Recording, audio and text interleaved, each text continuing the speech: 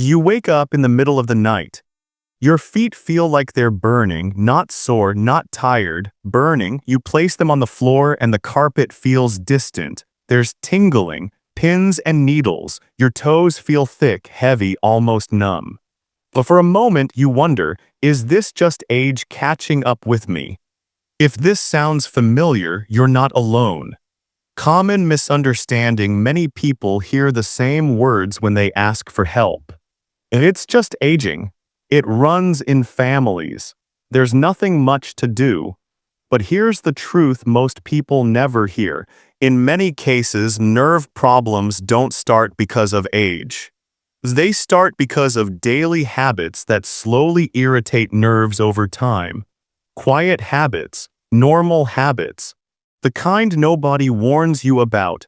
Today, we're talking about 5 hidden daily habits that can damage nerves, not rare diseases, not extreme conditions. Everyday things that many adults over 55 do without realizing the impact. And number 1 is something most people have and don't even know it. Before we continue, drop a comment below your age and whether you felt tingling, numbness, or burning in your hands or feet. This helps others feel less alone. And quick reminder, this is educational information only. Always work with your healthcare provider for personal decisions. Number 5, constant snacking. Let's talk about something that almost everyone thinks is harmless. Snacking. Most people are told this from a young age. Eat small meals. Don't get too hungry. Keep your energy steady. So people snack: a biscuit with tea, a handful of crackers, a piece of fruit, something small every couple of hours. It feels responsible. It feels healthy. But here's what rarely gets explained. Every single time you eat even a small snack, your blood sugar rises. That rise tells your body to release insulin. That's normal. That's how the body works. The problem starts when this happens all day long. When you snack from morning until night, your blood sugar never fully settles. Your insulin never truly rests. And your nerves stay under quiet stress the entire day. You may not feel it right away, but over time, nerves become irritated. They start misfiring. That's when people notice burning at night, tingling in the feet, or heaviness in the legs by afternoon. Think of it like this. Imagine you're lightly tapping someone on the shoulder. Once or twice, no problem. But if you tap them every few minutes all day, eventually, even a light touch becomes unbearable. That's what constant eating does to nerves. Many people say, but I don't overeat. And that's true. This isn't about how much you eat, it's about how often.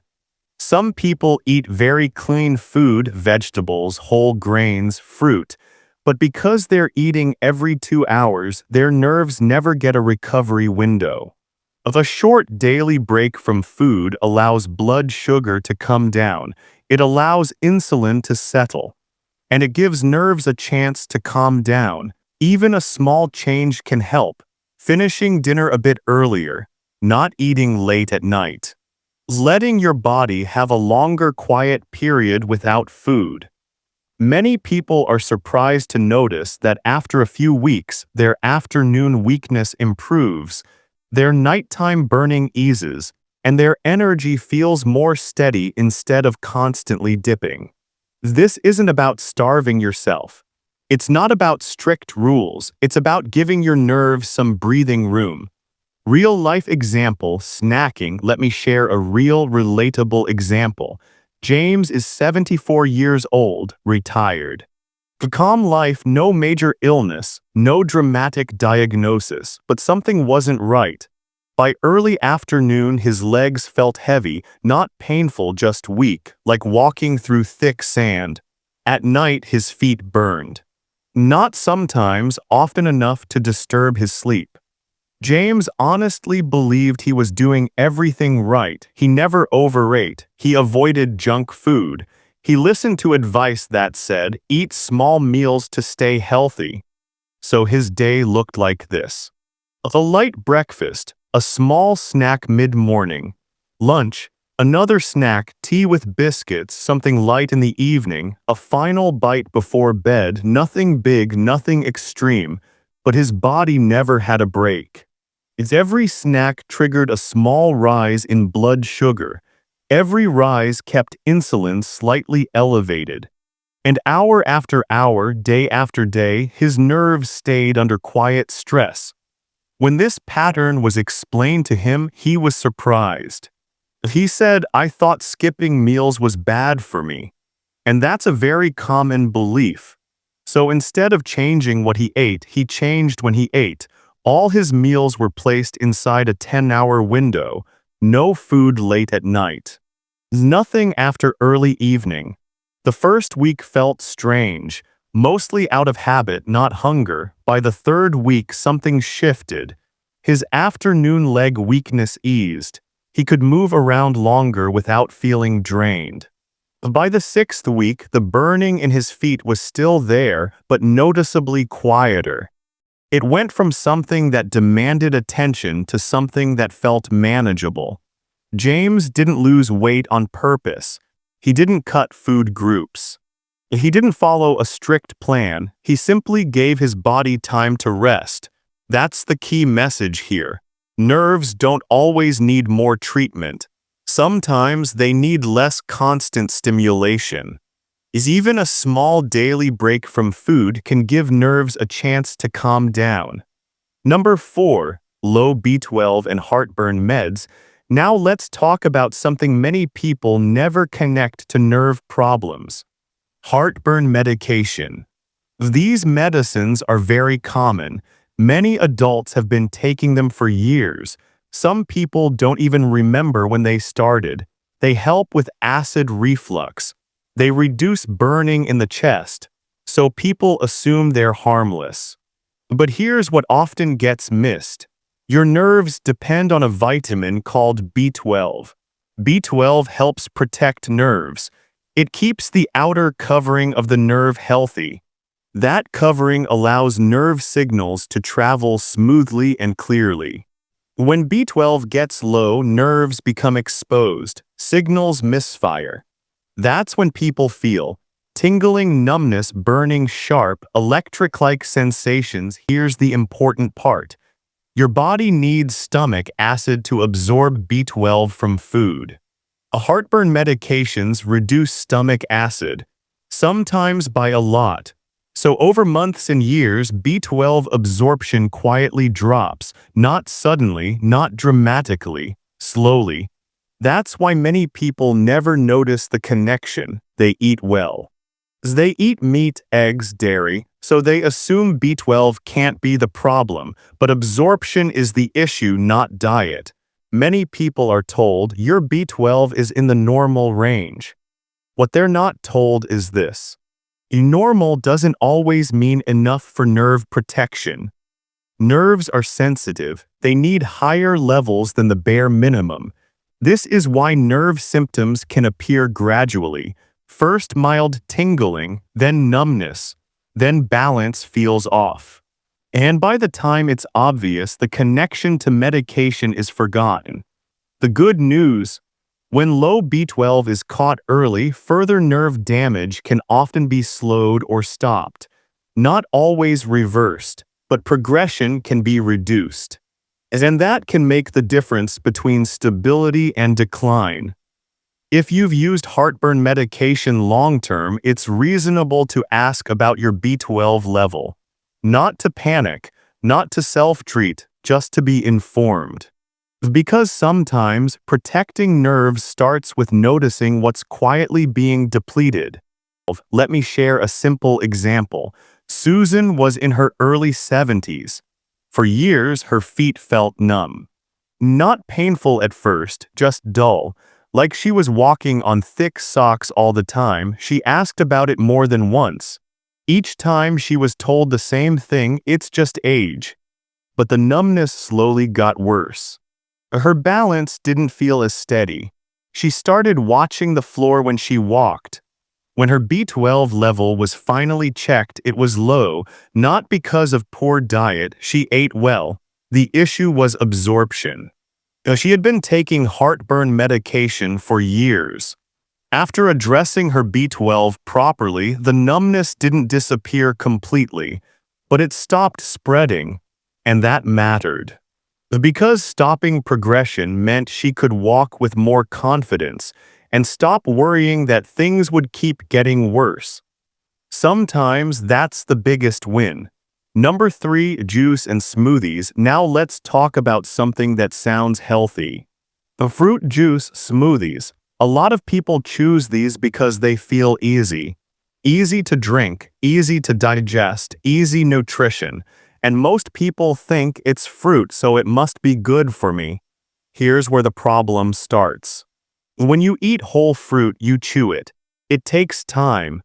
And the fiber in the fruit slows how fast sugar enters your blood. But when you drink fruit, the fiber is mostly gone. That means sugar hits your bloodstream fast, very fast. Your blood sugar spikes sharply and your nerves feel that stress. Those spikes don't always cause pain right away. At first, they just irritate nerves quietly. Over time, those repeated spikes damage the tiny blood vessels that feed your nerves. Less blood flow means weaker nerve signals. This is why some people notice that burning or tingling gets worse at night after a day full of sugar spikes. Many older adults drink juice because they were told it's good for energy or because chewing feels harder. But for nerve health, liquid sugar is one of the harshest forms. The better option is simple: eat fruit whole, small portions, and always with or after a proper meal. When fruit comes after protein or fat, sugar absorbs more slowly and nerves stay calmer. This one change alone can reduce daily nerve irritation more than people expect. Number 2, carbs alone. Now let's talk about a habit most people don't even notice: eating carbohydrates by themselves. This happens more often than you think. Toast for breakfast, crackers in the afternoon, a bowl of cereal. A plain rice, a piece of bread with tea. None of these feel dangerous. They feel normal. But here's what's going on inside the body. Carbohydrates turn into sugar once you eat them. That's how they give energy. When carbs are eaten alone, sugar enters the bloodstream very quickly. Blood sugar rises fast. Insulin rises fast. For nerves, that sudden spike is stressful. Nerves prefer calm, steady conditions. They don't handle sharp ups and downs very well. When this happens once in a while, the body can manage. But when it happens every day, meal after meal, those spikes quietly irritate nerve tissue. That's when people start noticing burning feet at night, tingling in the toes, electric shock feelings, weakness or heaviness in the legs. Here's the good news. This is one of the easiest habits to fix. You don't have to stop eating carbs. You just have to stop eating them alone. A protein and healthy fats slow digestion. They keep food in the stomach longer. Sugar enters the blood more slowly. That gentler rise protects nerves. Simple examples: toast with eggs instead of toast alone, fruit with nut butter, rice with beans, fish or chicken, crackers with hummus or cheese. One small change at each meal can reduce daily nerve stress significantly. Many people notice that when they do this consistently, their energy feels steadier, their nighttime burning eases, and their legs feel more reliable during the day. Not overnight, but gradually. And for nerve health, gradual improvement is exactly what you want. Real-life example, carbs pairing. Let me tell you about Frank. Frank is 68 years old, retired engineer, quiet life, very practical person. He came to me because his feet were burning almost every night. Not mild burning, a real constant fire that made sleep hard. He also felt electric shock-like pain running through his legs. And his balance wasn't as steady as it used to be. He was not overweight, he didn't eat junk food, he was doing what many people think is healthy. But there was one problem. Almost every meal he ate was mostly carbohydrates: toast with jam for breakfast, sandwich for lunch, pretzels for snack, rice or bread for dinner. Nothing wrong with carbs, but carbs alone cause sharp blood sugar spikes. And those spikes irritate nerves. So we made one big change. Every meal was paired with protein or healthy fat. Breakfast became eggs and avocado. Lunch included cheese and vegetables. Snacks became fruit with almond butter. Dinner was rice with fish or chicken. Nothing dramatic, no strict dieting, just pairing carbs with protein or fat. After a few weeks, Frank noticed something. The burning started to calm down. The electric shocks became less frequent. He slept better. He felt more stable when walking. After 16 weeks, the progress was clear, not a complete reversal, but a big improvement. And this is the point: you don't need a perfect diet, you just need consistent changes. Small habits add up.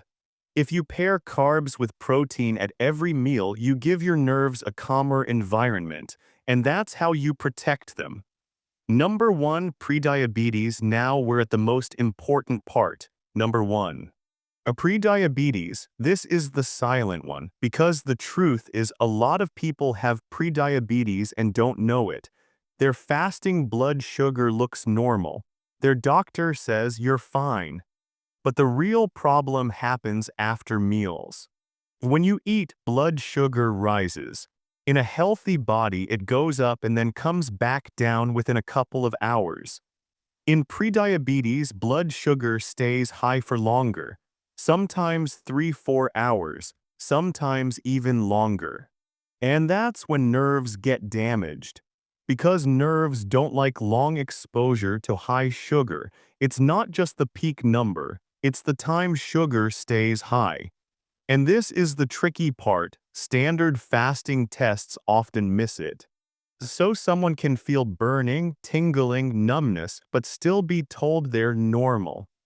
That's why prediabetes is so dangerous, because it's quiet, and it's invisible, but it's also something we can often control. And this is where small daily habits make a big difference. Let me tell you about Margaret. Margaret was in her early 70s, a gentle person, lived alone, very independent. But she started feeling something that scared her. Her feet burned at night, not sometimes, almost every night. She also felt unsteady when walking. At first, she thought it was just age. She thought maybe her body was finally wearing out. Her fasting blood sugar was normal, so she assumed she was fine, but the symptoms kept growing. One day, she was using a cane because she felt unsteady. That's when she decided to dig deeper. She started tracking her blood sugar after meals, and what she found was surprising. After meals, her sugar spiked high, sometimes close to diabetic levels, and it stayed high for hours. This is what many people don't realize. Your fasting sugar can be normal, but your after-meal sugar can still be damaging. In Margaret's case, the problem wasn't her fasting number. It was the long, high spikes after meals. So what changed? She made simple changes. No juice or sweet drinks, pairing carbs with protein, walking for 10 minutes after her biggest meal, and within a few weeks, she noticed something. The burning reduced. Her balance improved. She started walking more confidently, not perfectly, but enough to stop needing the cane for short distances. That's the key. This is not about reversing everything. It's about stopping it from getting worse. And once you stop the damage, you preserve your independence. Simple action plan. All right, now we're going to bring everything together. Because information is good, but action is what changes lives. Here's a simple plan you can follow step by step. You don't have to do everything at once, just pick one thing and start. Week 1, remove liquid sugar, no fruit juice. No sweet drinks, no smoothies. If you want fruit, eat it whole. Small portions. Week 2, pair every carb with protein or fat examples. Toast plus eggs, fruit plus nut butter, rice plus chicken and crackers plus cheese. Week 3, you shorten your eating window, start with 12 hours. Then move to 10 hours if comfortable. Week 4, check your numbers, ask your doctor for B12 test, A1C test, daily 10-minute walk after your biggest meal. This helps reduce sugar spikes and protect nerves. Alright, before we finish, let me say this clearly. Your nerves don't have to slowly fail just because you're getting older. A lot of nerve problems happen because of everyday habits that quietly build up over time. And the good news is many of these habits are fixable. Pick one thing from this video, try it for 14 days. Even a small improvement matters. If this video helped you, subscribe for more simple strategies. And tell me in the comments which of the 5 surprised you the most. Take care of yourself. You deserve a healthy, strong life. I'll see you in the next one. If you want, I can also